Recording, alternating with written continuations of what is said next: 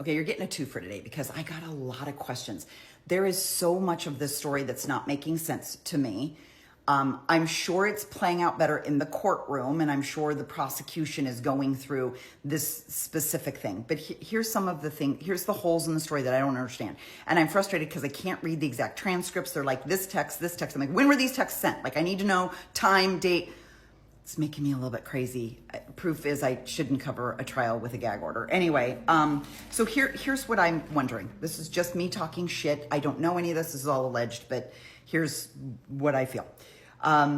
So the prosecution is saying that Larry killed Maya on the evening of January 7th.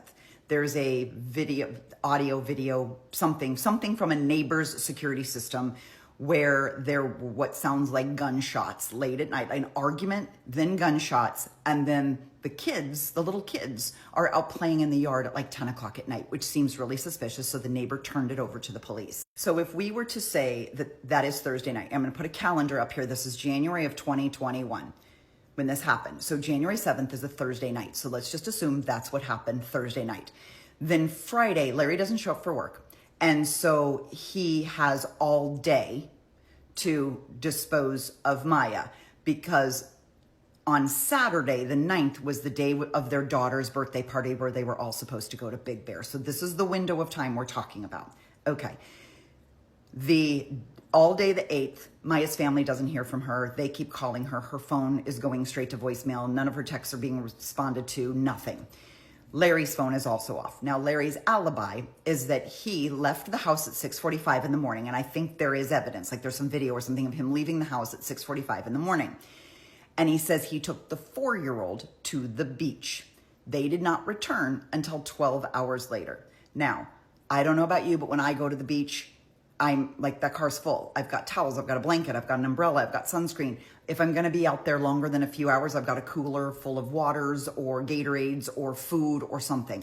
I think this ratchets up even more when you got a 4-year-old. Like, I think you gotta take a lot of shit to keep that kid safe, protected, sunscreened. I would assume also maybe there are a little life jacket for him, maybe him or her, I think it's him. Maybe floaties, maybe a boogie board. Like you're gonna spend 12 hours at the beach. There's shit in your car. We can all guarantee that, right? Which makes me nervous, even though the police searched it 2 days later, it was immaculately clean. Not even a single grain of sand. That seems weird to me. Now, Maya's father, Papa, testified that he usually watches the kids, but Larry reached out to him and said, don't worry, I got it. I'm home today, I'm gonna take care of the kids. Larry's boss said Larry never called out sick. Like, Larry just no-showed that day, and he tried all day to get a hold of Larry. Larry's father tried to get a hold of him. Larry's father couldn't get a hold of him. Maya's father, all he knew was that Larry was gonna be home with the kids. That's all he knew, but no one can get a hold of Maya. The assumption is that Maya's at work all day, and Larry's at home with the kids. That seems like a reasonable response. But Larry's alibi is that he left the house with the 4-year-old for 12 hours. And by the way, his phone was off and Maya's phone was off. What would happen if there was an emergency with that 4-year-old? Again, very suspicious.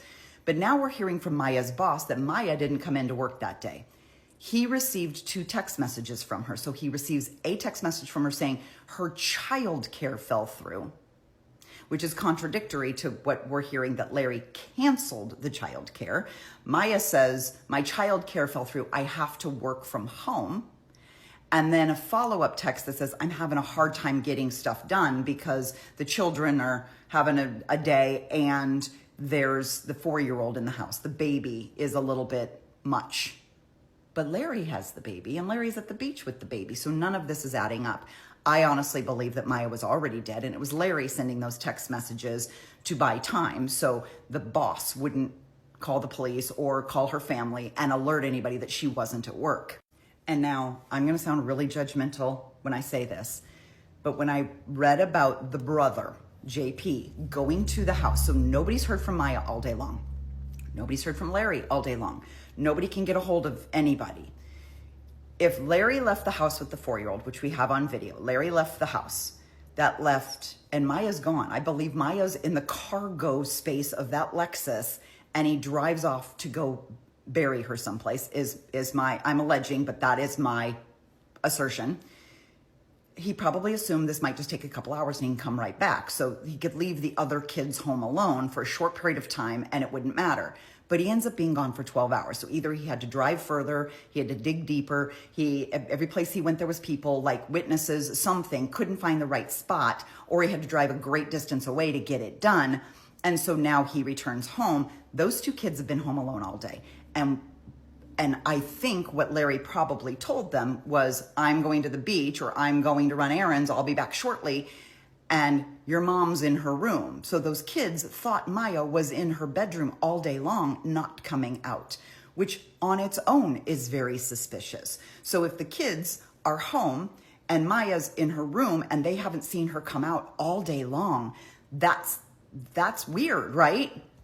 So when Maya's family can't get a hold of her all day long, her brother JP goes over to the house and he arrives at the house right about the same time that Larry had just gotten back from the beach. So he says, hey, I'm looking for Maya. And Larry's like, oh, I don't know. I haven't been here all day. I've been gone all day. So I don't know. I would assume she's here. Now, I would have thought Larry's response would be, she went to work. But Larry's like, maybe she's in her room.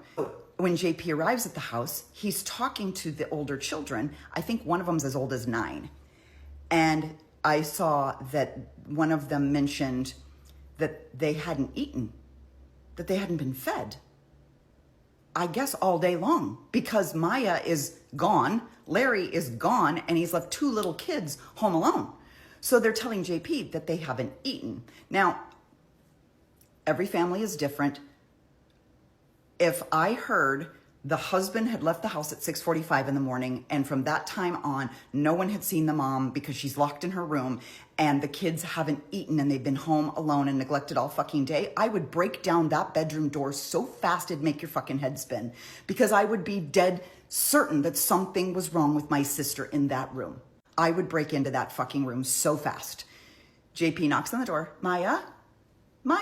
No answer. So he goes, Larry, what's that? And Larry's like, oh, she probably went hiking and then she's probably sleeping. No big deal.